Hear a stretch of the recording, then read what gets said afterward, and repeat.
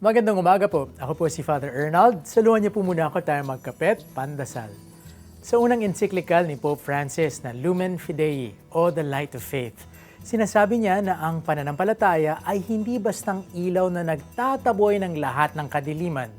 Sa halip, maituturing itong isang lamparang gumagabay sa ating paghahakbang sa madidilim na landasin.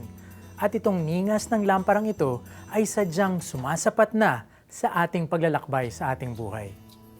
Idinagdag pa po ng ating Santo Papa na para doon sa mga nagdurusa, hindi taimtim na pagpapaliwanag ng mga bagay-bagay ang hatid ng ating Panginoon. Sa halip, ang tugon ng Panginoon ay ang kanyang pakikiisa, ang kanyang tahimik na pakikisama. Ang kanyang tugon sa mga nagdurusa ay isang kasaysayan ng kabutihang nagbibigay saysay sa buhay ng mga naghihikahos. Isang kasaysayan ng pagmamahal na naghahatid ng liwanag ng tunay na pag-asa. Kaya't mga kapamilya, kung tayo man ay dumaraan sa matinding paghihirap, huwag po tayong mawawala ng pananampalataya. Bagkus, higit pa po tayong kumapit sa ating Panginoong mahabagin. Nasa Kanya ang ating buhay. Nasa Kanya ang ating pag-asa. Magtiwala lamang tayo sa Kanya.